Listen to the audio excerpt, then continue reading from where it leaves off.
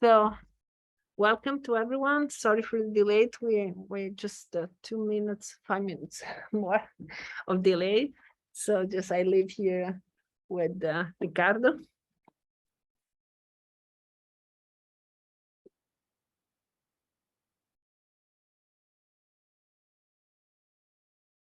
Okay, hi everyone.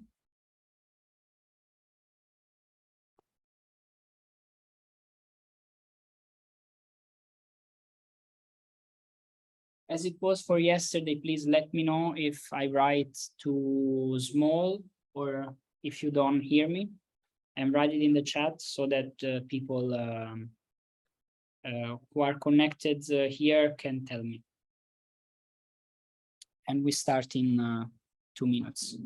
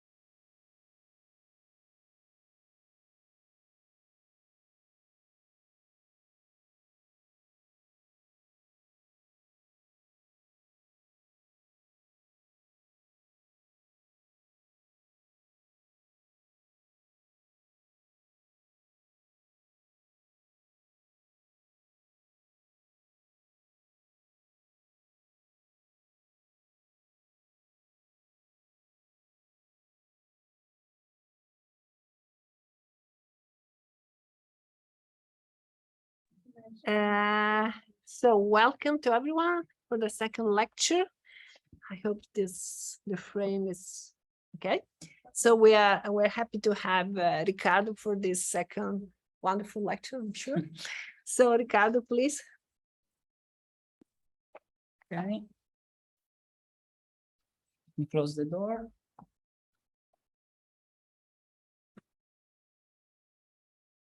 Okay, so last time I did not finish what I wanted to do.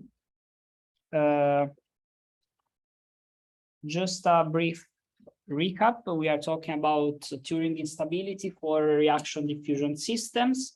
We studied the simple case of 1D domain with periodic boundary conditions. The equations, we have two substances who react and diffuse in this domain. They are U and V. And so we have partial derivative of U over time is equal to a nonlinear function of the reaction between U and V.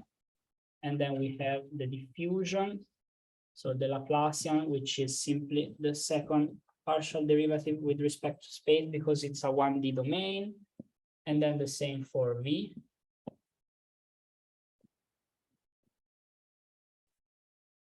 And we solve the system. So we have a homogeneous equilibrium. And then we impose that this equilibrium is stable. And so we have the conditions on the Jacobian of the linearized systems. So the derivatives of the functions with respect to the concentration computed in the fixed point. So I'm going quick because this is just a recap of last time. And so we had the first two conditions. This matrix is stable if the trace is negative and the determinant is positive. And so we have the trace. So Fu plus GV negative, and then determinant Fu times GV minus GU FV positive. Then what we did was to perturb this equilibrium. So to activate the diffusion, and then we solve the system in the Fourier space. And we have to impose that this new system is unstable. And so by doing that, we obtain two other conditions, which are the first one that involve also the diffusion coefficient. So here we have the local stability of the homogeneous system. So we don't have the diffusive part, but now once we perturb the equilibrium with an inhomogeneous perturbation, we activate diffusion. So in the new conditions, the reaction and diffusion pairs are mixed. And so we have DUGV plus DVFU bigger than 0. And then we have the fourth condition that is a bit longer to write, but you can find it in the other video, and then also in the notes that I will give you, and in the papers that are on the Dropbox. So the last thing I wanted to do regarding the Turing on continuous support was to prove the claim that I made at the beginning, that the new interpretation in the 70s of Geard and Meinhardt, that the activator has to diffuse slower than the inhibitor to have Turing patterns. So we can prove that these conditions, so 1, 2, 3, and 4, the conditions imply that the diffusion coefficient of species V, the inhibitor, is greater than the activator. So the first one tells us, so we have FU plus GV less than 0. But then from the third one, we also have that at least one of them needs to be positive, because we have diffusion coefficients who are positive definite, so they cannot change the sign. Okay, so, well, I wrote this one, 1 plus 3 tells us that FU times GV is negative, so they don't have the same sign. We say that FU is positive because it's the activator of the system, and so that GV is negative, is the inhibitor.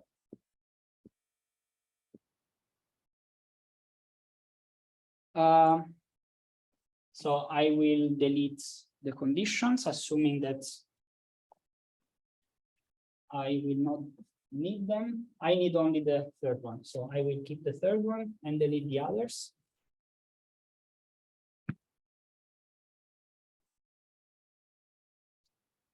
So from the third one, okay, no, so we arrived to this, but then condition 1, since this is negative, it means that FU is less than the absolute value of GV. So this to be negative, we need the negative one to be greater in absolute value than the positive one. Okay. So then from the third, we have that dV times FU is greater than du absolute value of GB. Okay, but then since we have this relation, we have that this is greater than du FU. And so we have that the ratio between the two diffusion coefficients is greater than 1. So that the inhibitor has to diffuse faster than the activator. And so yeah, this is proved. Attention that conditions 1 through 4 are necessary and sufficient to have Turing instability. This condition is only necessary. So we have that the conditions implicate this relation, but vice versa is not true. if we visualize the dispersion relation,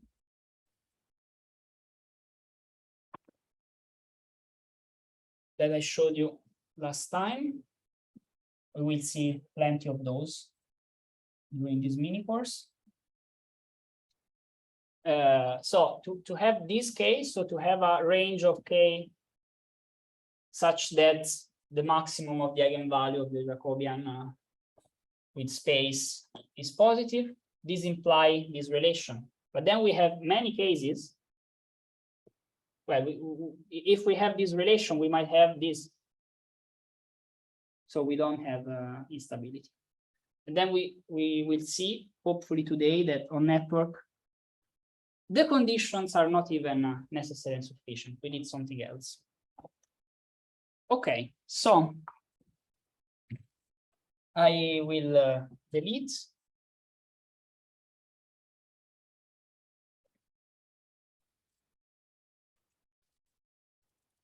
I said that this was the last thing on continuum support. I lied. There is one more thing that I want to do. To actually have a model. So this model is called Brussellator. It's a portmanteau between Brussels and oscillator. It's a model developed by Ilya Prigogine, who was a chemist at ULB in Brussels. He also won the Nobel Prize. Are necessary and sufficient on continuum support.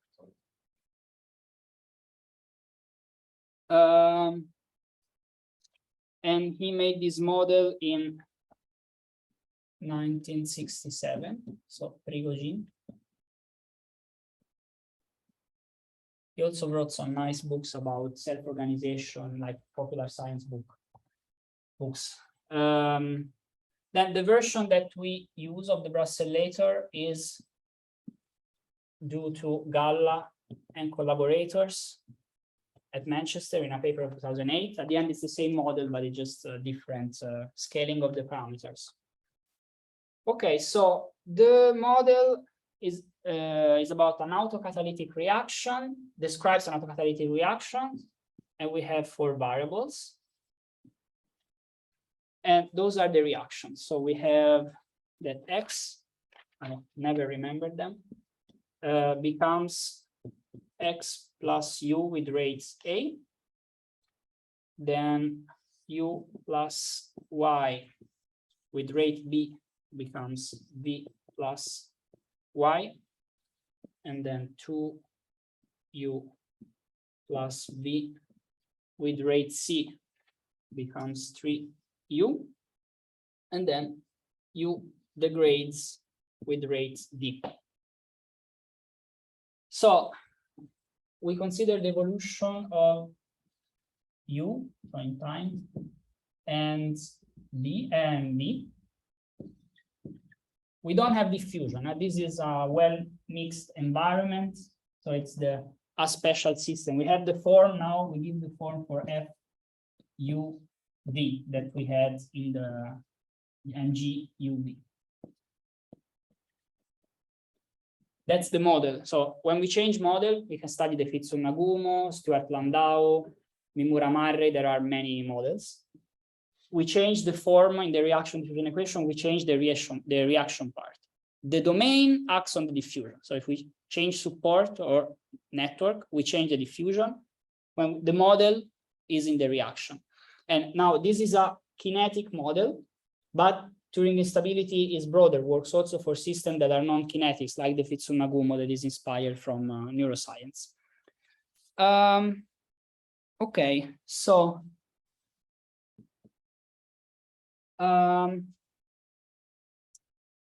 U is created with rates A. So here we have A, X, and then it's degraded from this. So we have minus B U Y. and then it's created from this reaction. So we have plus C U squared V, and then it's degraded with rate D. So minus D U. And then V is created with rate B. So we have B U Y. And then it's degraded from this reaction. So we have minus C U squared B. Okay, you already see that there are too many variables. If we want to have a simple system that we can control, we can study in the phase space, we need two species. So in this formulation, there are physical reasons for why they do it. We take X equal 1, Y equal 1, and then also the reaction rates A and D equal 1. And so we have the model now becomes simpler. It's 1 minus B plus 1 U plus C U square V, and then G V is B U minus C U square V. And this is the model that you will find in most of the papers that are in the Dropbox, because it's the one that not only our group, but many people working on Turing instability use. What's the meaning of X and Y again? So those are two, we can consider them as dummy variables. So those are, I don't want to say something too specific that then we stay on the internet forever. But they are part of the reactions, but at the end, they're not like other species. It can be. They are other species. They are other species, but then and you can actually model it like this is the model originally formulated by Prigogine, and then depending on the chemistry behind it, what you want to study, you can decide, okay, let's not consider this species, because in your reaction you just add them, and so you can consider their concentration as constant, and so you forget about it. Then you scale it to 1 because it's just simpler, and the same for the rates. So in the formulation made by the group of Manchester, these two equations are the more the one they focus on, and so they get to this. This model. Like X and Y equal to 0. I mean, this represents something significant, normalizing to 1.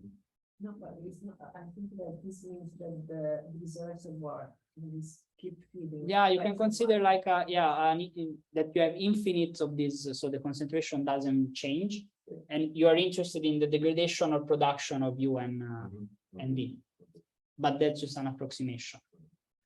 So yeah, at the end, most of the papers just say, okay, let's take the Brussellator, and they start with this, or let's take the Fitsu-Nagumo. But I just wanted to show you, since I talked to you about the law of mass action, how actually you get this. And also in population dynamics, you have this kind of equation. I don't know if you've ever seen it in some biomathematical course. So that's why I wanted to show you this, because you, you have the concentration evolving is proportional to the, degradation or creation is proportional to the concentration of a certain species with a certain rate. So that's the important thing.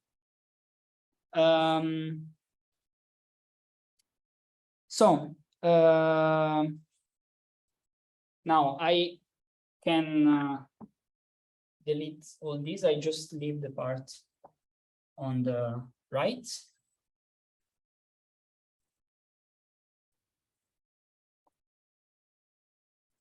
Let's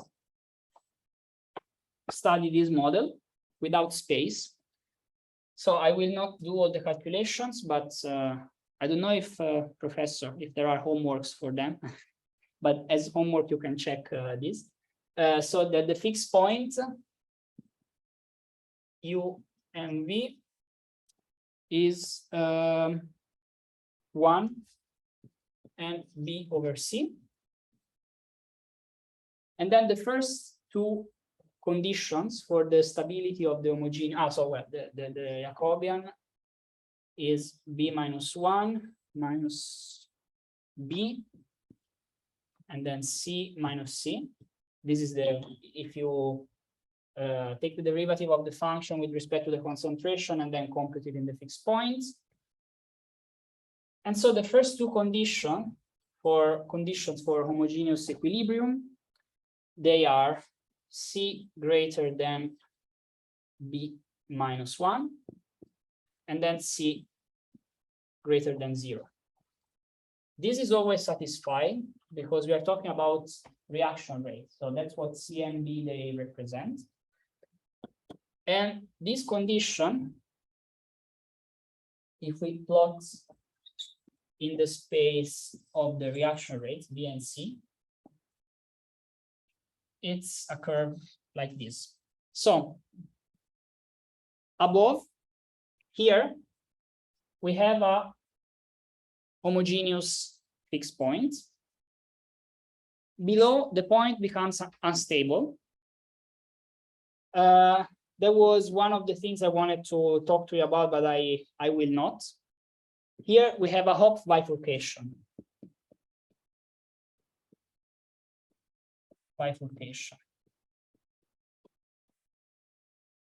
The fixed point becomes unstable, and the system has a limit cycle, an attractive, stable limit cycle appears. And if you want to know how it works, there are the videos of Timoteo Carletti of last year, and he does formally all the calculations to have it shows how the fixed point becomes unstable, and then you have a limit cycle. So we will ignore this. There is a folder about Hopf instability in the Dropbox. I will tell you probably the last day. So we are here. And then conditions 3 and 2 and 4, once we add space, and this you can check it yourself. They have there are two curves that appear, and at the end, the instability region is something like this. Let's say this triangle. And you will see many of these in the papers that are in the Dropbox and also throughout this course. So this means that we have one first subregion of the space of parameters where the homogeneous state is stable. And here we have a sub-region where if you perturb the system with an inhomogeneous perturbation, you have Turing patterns. This curve here, which, yeah, I did it to, it doesn't have a slope greater than 1. Sorry.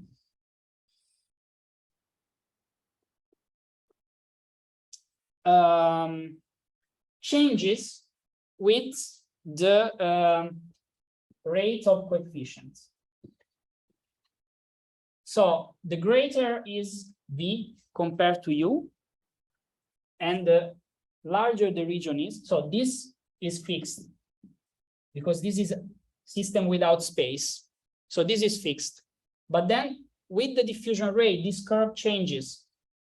And when the ratio is 1, this curve never crosses the bifurcation the bifurcation curve. So you cannot have Turing instability. And I like the Brussellator respect to other models because the region is really so clear. If the Fitsu-Nagumo has not such a nice region to visualize, then of course on network it makes more sense to study a model inspired by neuroscience than a chemical reaction. But then at the end, all models are wrong, but some are useful. So don't pretend to actually describe accurately the phenomena, but more to discover the mechanisms behind. Okay. Yeah. Shouldn't the bottom left element be minus b? Yes, thank you. Thank you very much. Sure. Yeah. No, sorry. This is C. This is minus B. Yeah. Thank you very much. So this is the right Jacobian. Thank you for that. Okay. So this concludes the part on continuum support. Can I delete everything? Now, let's go with the networks. Remember the triangle?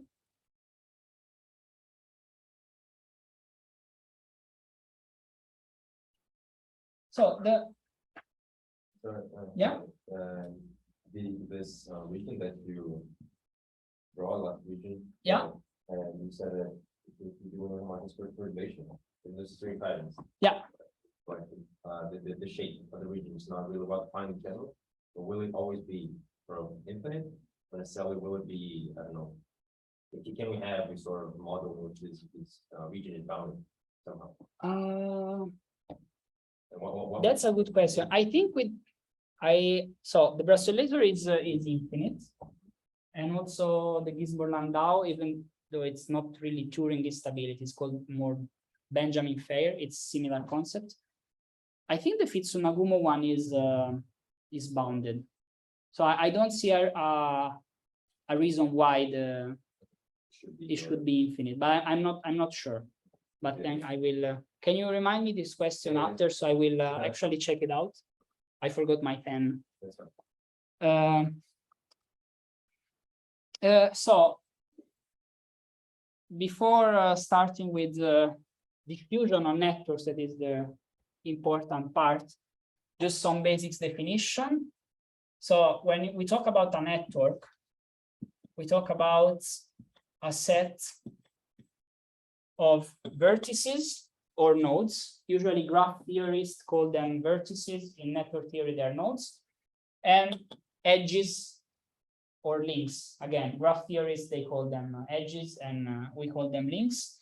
But then we always borrow the notation from graph theory. And so let's say we have E and J who are nodes, and we have that there's a link between I and J. So I and J is in the set of links if I is connected to J, and this is the adjacency relation, and it's commutative if the network is symmetric.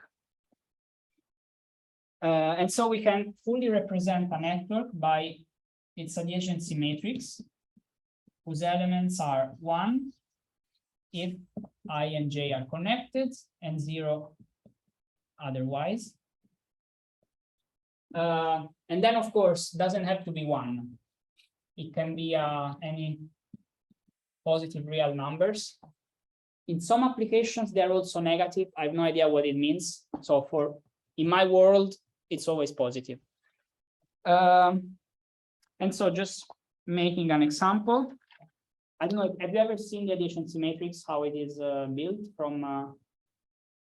Okay, then let's take a toy network. So node 1, 2, I don't know why I call this 5 in my notes, 4,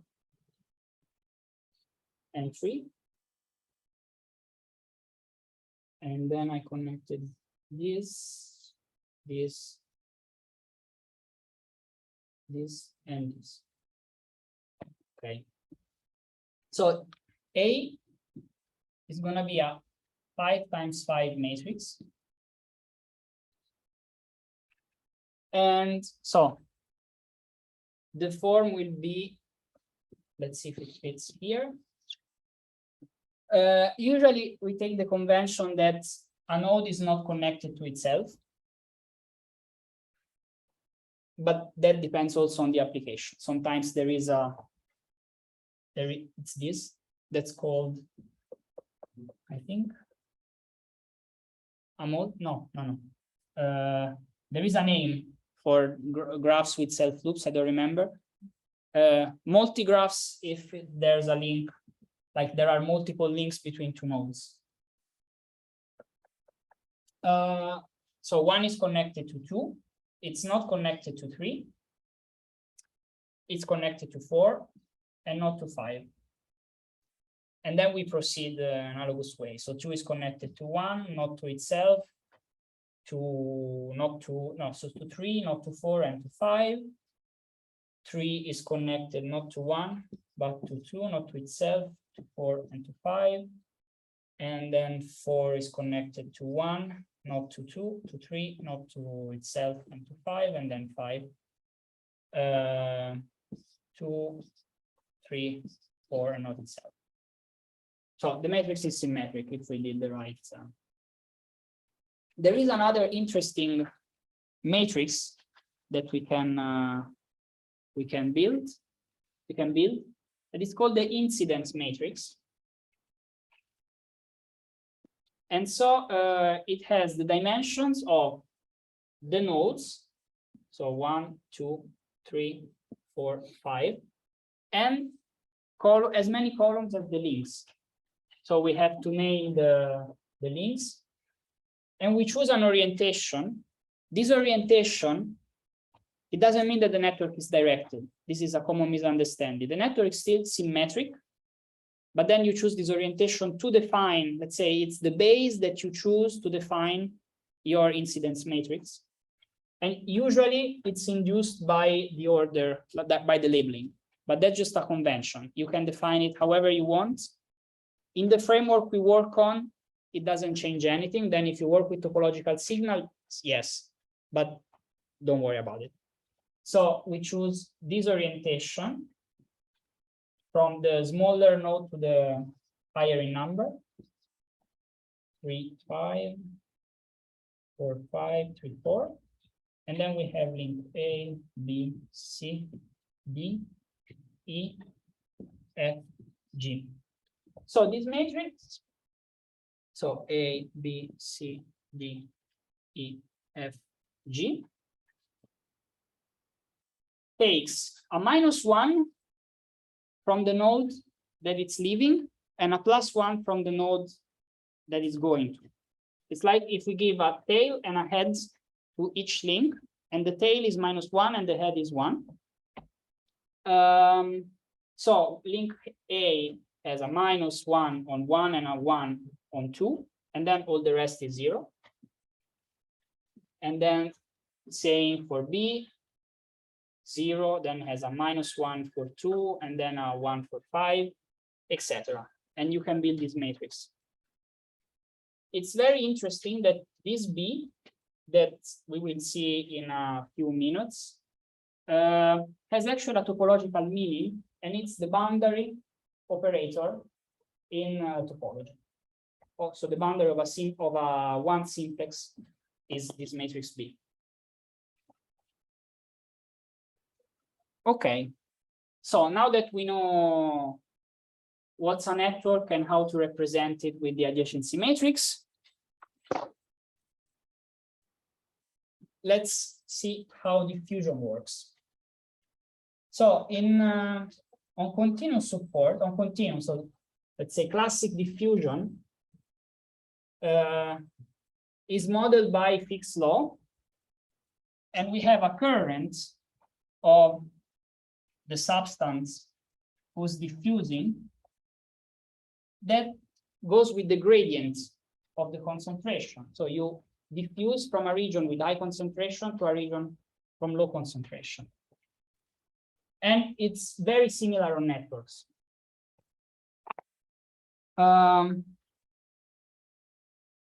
So we have a networks of n nodes. And on each node, we have a substance, U. So UI, it means it's the concentration of the substance U on node I.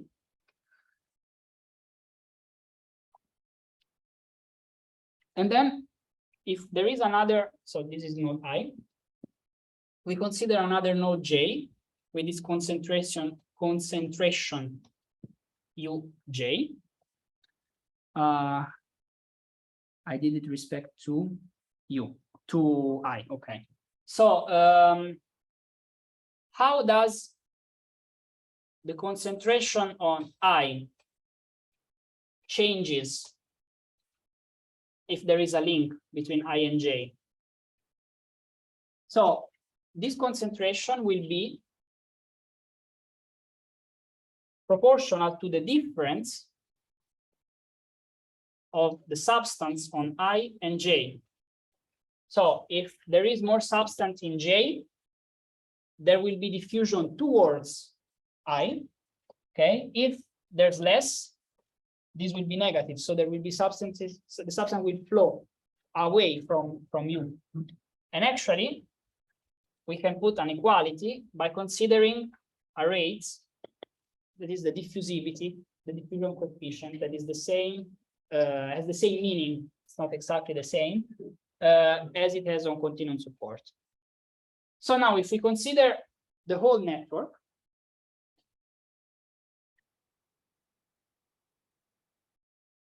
what is it gonna be? It's gonna be the sum over all nodes, but not all nodes, just the nodes that are connected. So this should be an A. It's very ugly, but it's still an A. Uj minus Ui. So this matrix is, the entries are 0 if there is no connection. If there is a connection for every node, we see what's the difference of concentration. And so we can develop a bit more. And we have J1n J Uj. And then now we have Ui does not depend on the sum, so we can take it away. And then we have this quantity, J. This is the degree of the node. It's called Ki. And it means that it's just the number of other nodes connected to node I. So the number of incoming links. Okay, so we can rewrite the diffusion, so the variation of the concentration of the substance of the node I due to diffusion with J1n Lij Uj, where Lij is equal to Aij minus Ki delta Ej, where delta Ej is the Kronecker delta. So what's the significance of Pi again? Of the Pi. is the degree, so it's the number of incoming links to node I. So all the other nodes connected to node I. So this matrix, so being symmetric, incoming or outgoing is the same. We will see, yeah, I guess next time that when a network is directed, we need to distinguish between incoming and outgoing. Okay, so this matrix is called the discrete Laplacian or Laplacian matrix, or simply Laplacian. We know it's discrete. And it's a very important matrix. And it models diffusion on discrete support. So I will just give you an intuition on what it means. And then I will go to reaction diffusion equations on networks. So if we take a very simple network, so a ring, symmetric still, of n nodes,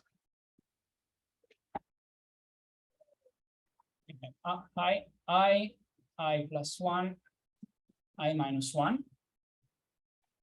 The adjacency matrix will be a topologies matrix, so 1 on the supradiagonal, subdiagonal, and then 1 here. Okay, because one node is only adjacent to the I minus 1 and I plus 1. The degree is 2 for the whole graph. So we said that the network is regular. And so L will be minus 2, 1, 1, and then 1. Okay, so the variation of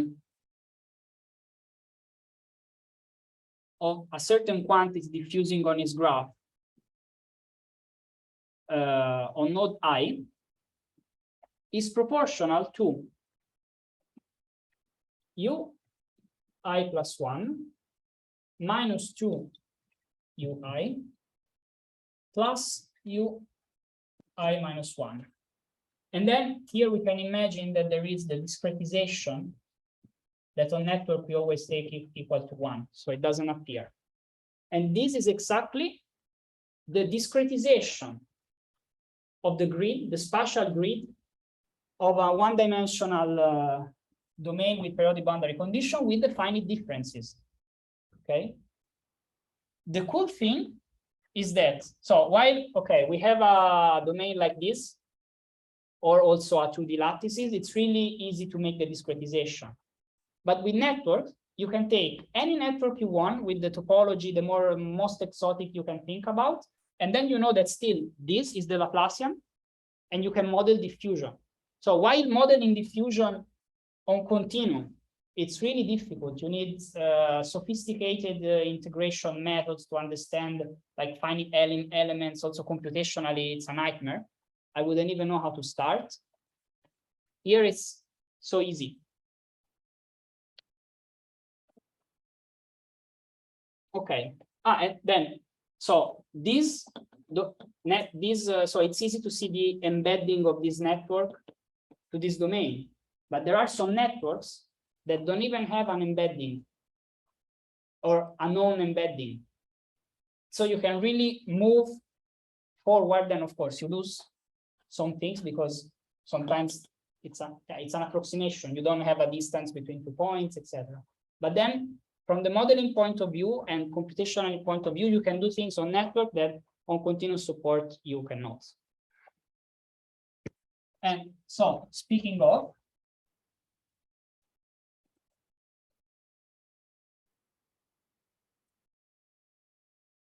I will leave the Laplacian.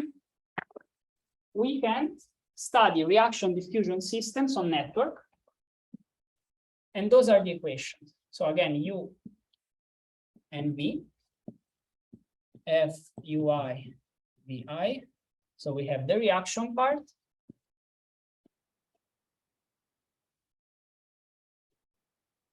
And now we have the diffusion, that is this one.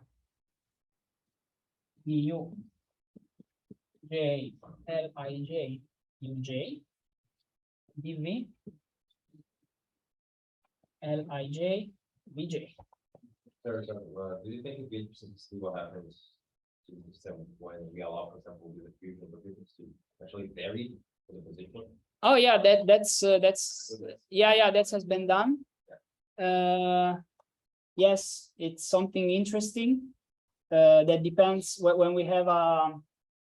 So if we go back on continuous support, we have the diffusion coefficient that are functions of space, and that's interesting. They use it also in population dynamics because sometimes you don't go where it's too crowded, so it depends on where you are.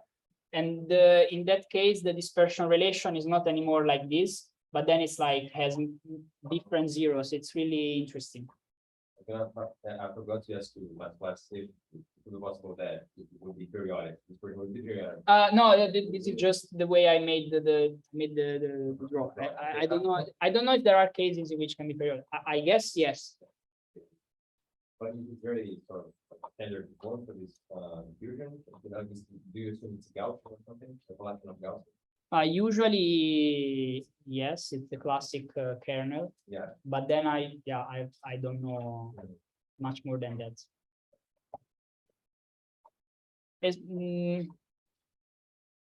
So I know that there are many many works on continuous support with regarding this.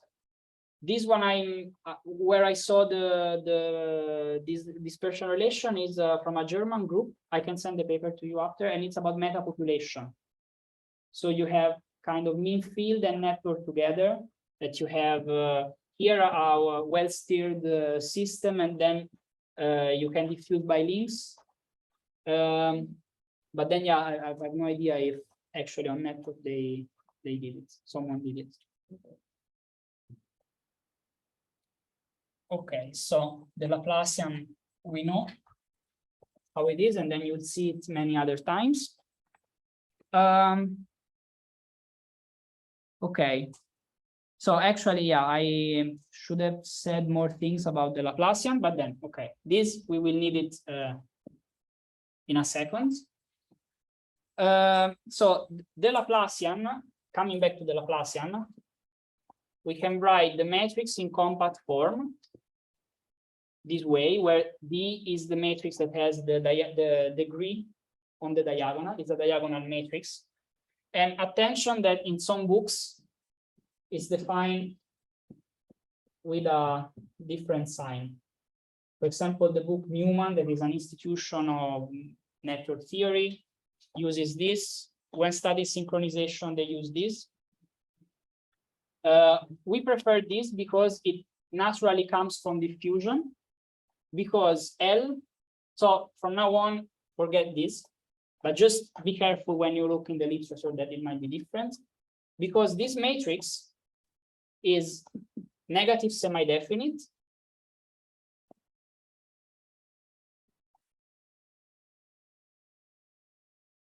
Semi-definite, and so its largest eigenvalue is 0. So 0 is the largest eigenvalue, and all the others are negative.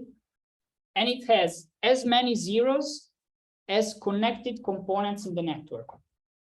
So the number of zeros, so let's say the kernel of the Laplacian tells you the numbers of connected component, and it's beta 0, the Betti number 0. And it's like the continuum operator, nabla square, that it has 0 as a maximum eigenvalue, that the spectrum is continuous, but then it's the same thing. So that's why we prefer this definition. And then what else I should have said? So if the matrix is, if the network is symmetric, has n real eigenvalues with corresponding to an orthonormal eigenvector. And then the 0 eigenvalue is associated to the homogeneous eigenvector, so the constant eigenvector. Can you guess why this is important?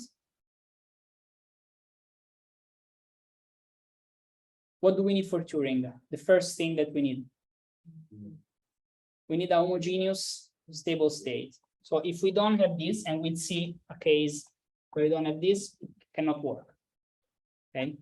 So like this, if we take a homogeneous fixed point, we will see it in a second. We need, so if this is the constant solution, we need this to be 0. Otherwise, we cannot have Turing instability. And then, okay, we can go. But like there you've written that the identities and eigenvector with 0 eigenvalue. Yeah, exactly. Yeah, it's a constant eigenvector. Although with 1, you can take any arbitrary. Yeah, actually, well, should be normalized, but yeah, it's 0. That's the important thing. And then since I defined the matrix B, L is also equal to B minus B times B transposed. And something interesting, that by changing the orientation of the links for which you define B, this doesn't change. Okay, now let's go to networks, to reaction diffusion on networks. Do I have 15 minutes? Can I? It's 2 o'clock. Okay, so I arrive to a point, and then we can we start a bit late. Yes. So then next time I have a good point from which to start. So now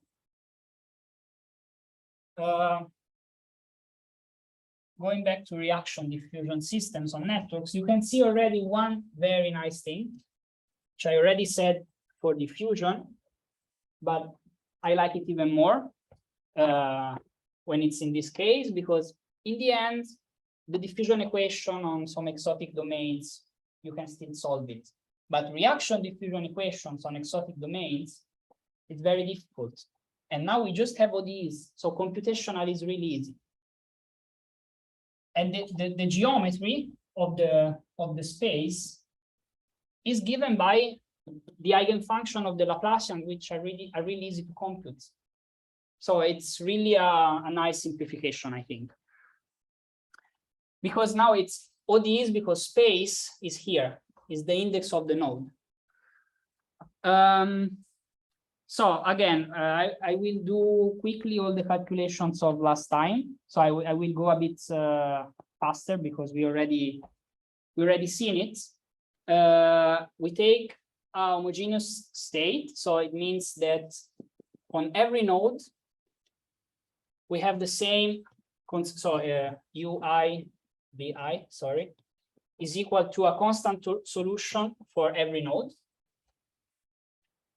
And then, so since the Laplacian has the homogeneous state, we don't consider diffusion. We work with the system without space.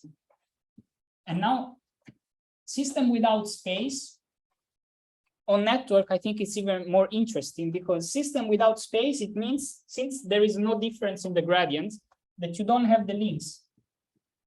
So now you really see what it means. It's the isolated system, what in engineering is called decoupled system. And then you perturb, so you have the same Jacobian matrix as before, because the model is the same, just the space that changes, GV, sorry. And the conditions are the same, the trace negative and the determinant positive, so it's stable. Then you perturb, and you activate the links, okay? So you can, we can linearize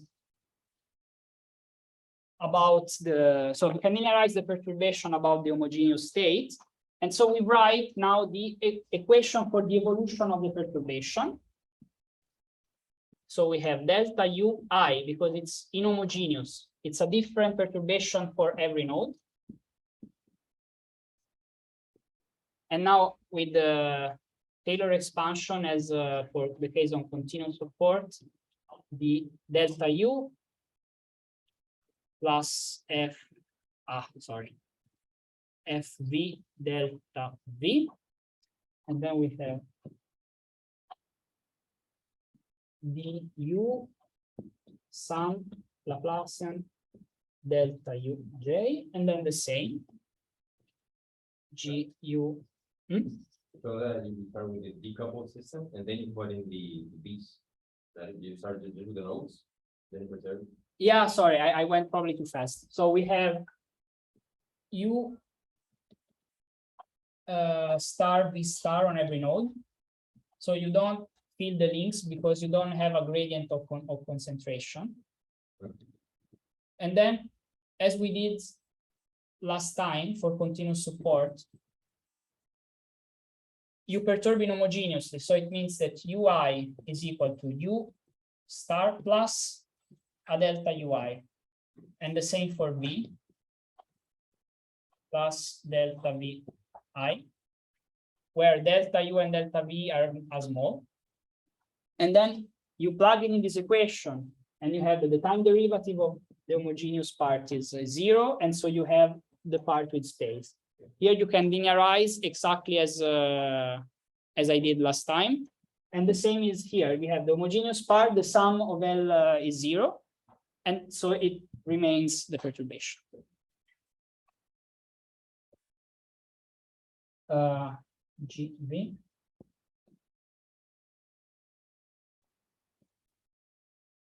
J, L, I, J, D, J. Okay. So these systems have been studied by Ottmer in the 70s. There's the paper in the Dropbox.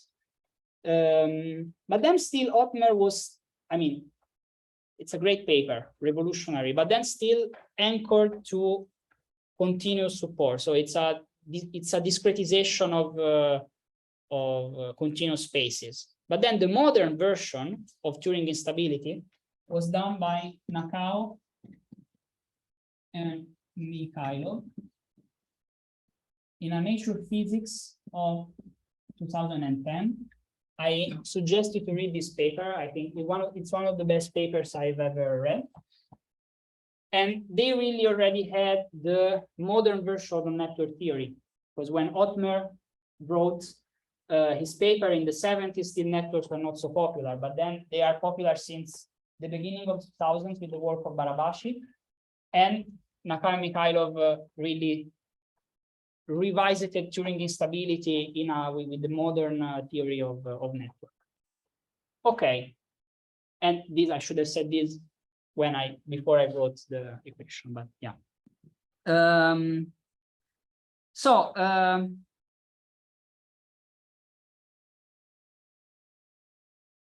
Now we can rewrite this system in a compact form.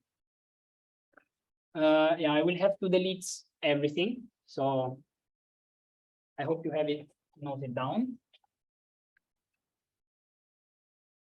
Because we have, for each node,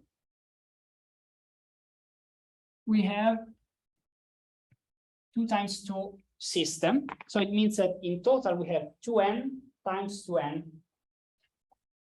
This is our system, 2n times 2n.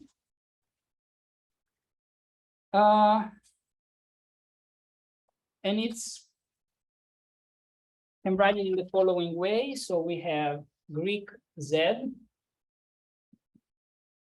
is equal to this matrix J0 plus this matrix L Greek Z, where Greek Z is the vector of delta U1, delta UN, delta V1, delta Vn. J0 is the matrix given by the 2 times 2 Jacobian Kronecker product with identity n, and the Kronecker product A Kronecker B, so A n times m and B S times L is A11B, A M1B,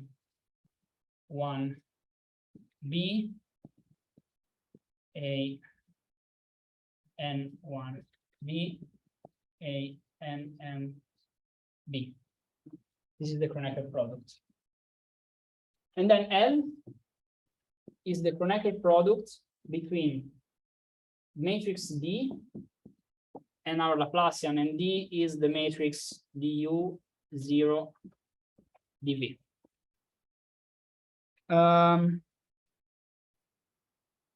Okay, I'll do this one last thing, and then we will start from that next time. Now, this system is a bit difficult to solve. If we remember on continuous support, the matrix that was governing the evolution of the perturbation was simply a 2 times 2 fu minus k squared du fv gu gv minus k squared du. So for every wave number, we had a 2 times 2 system. So we had the modes of instability that were completely decoupled so that we could plot the dispersion relation. Okay, the great idea of Nakao and Mikhailov was, in order to study this system, I will delete everything.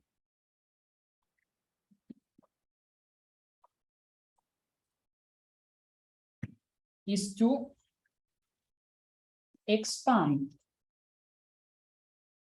the perturbation on the orthonormal basis of the eigenfunctions of the Laplacian.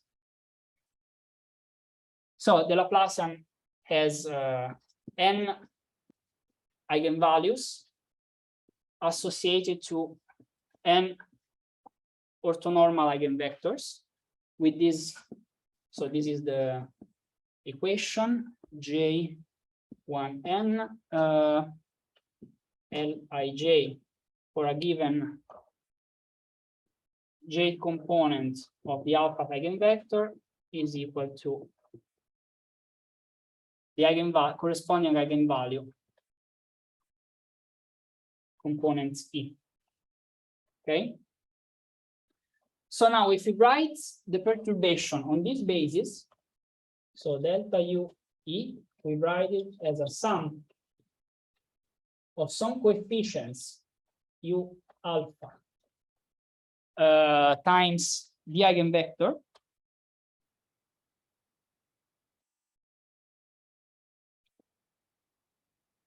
E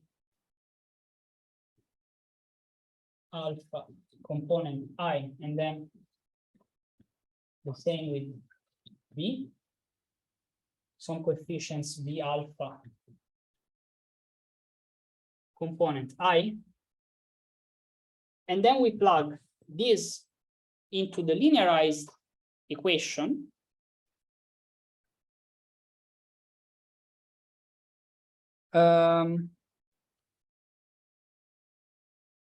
So let me do all the steps. Sorry, 5 more minutes, but if I do it too quick, then it's so we can we have the form of the perturbation. So X is a vector delta Ui delta Vi. And here we have the sum of the coefficients projected on the alpha eigenvector.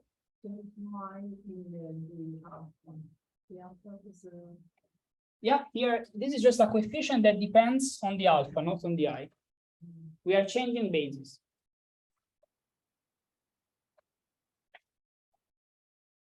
Now, if we write this in the linearized equation, we have, sorry, and then I really conclude. We have the time derivative of the perturbation. So the sum, sorry, too fast. This would need a little bit more time. Okay.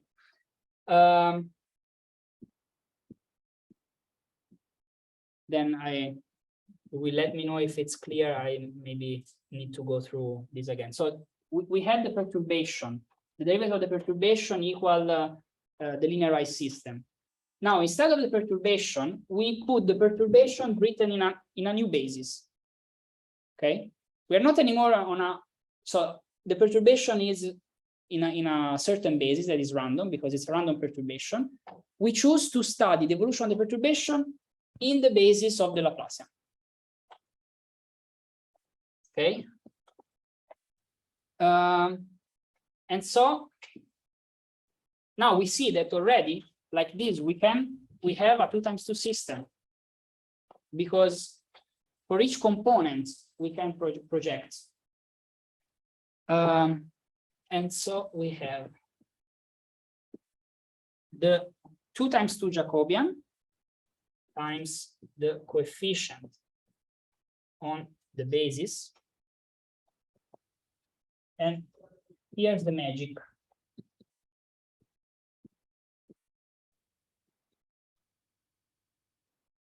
And now we have Fij, X alpha, A I alpha.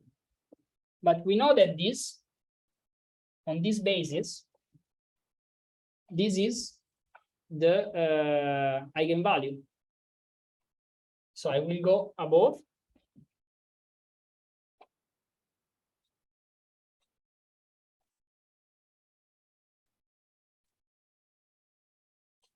So now this is sum over alpha, J0 X alpha, phi alpha I. And now I have again sum over alpha. I have lambda alpha, X alpha, phi I alpha. So it's gonna be the vector of perturbation.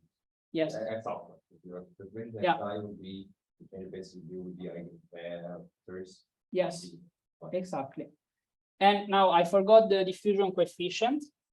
So here I should have the matrix of with the 2 diffusion coefficients, but that doesn't really affect. Now we know that the basis is orthonormal, and so if we sum over alpha and over beta, phi alpha, phi beta, we have the Kronecker delta. And so all the equations starting from here, we sum over beta, phi beta. And so finally, we have that for each alpha from 1 to n, our perturbation is X alpha, J0, X alpha, plus our diffusion matrix, lambda alpha, X alpha. So now from 2n times 2n systems, we are back to n 2 times 2 system. And it's finished. This I don't know if I can delete anymore. Yeah. It lost the good part. Okay. So we can rewrite it in a compact form with Fu plus du lambda alpha, Fv, Gu, Gv plus dv lambda alpha. So this is exactly corresponds to what we saw on continuous support, where we had the minus k squared. But if you remember now, lambda is negative. It's either 0 or negative. So when lambda is 0, we have no space. The first mode is the mode of the isolated system. And then all the other lambdas are negative. Okay?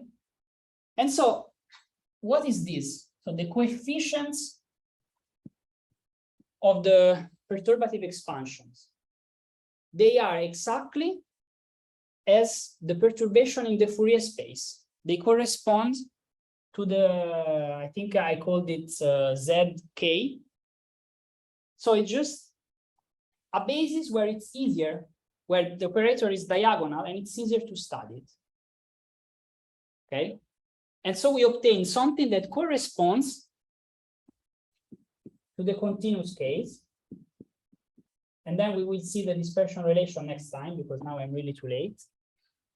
But that's, I find it really amusing that with this perturbative expansion, we get to something that is analogous to that case. So a professor in Florence used to say that physics at the end breaks down to two things: change of basis and Taylor expansion. So yeah, that's what we did at the end Tuesday, and that's what I did today. Okay, thank you. Thank you for your patience.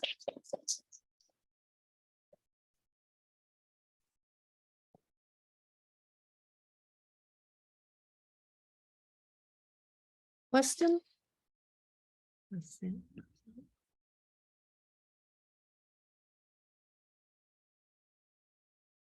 No. No. So for here, no. Question? No. Second.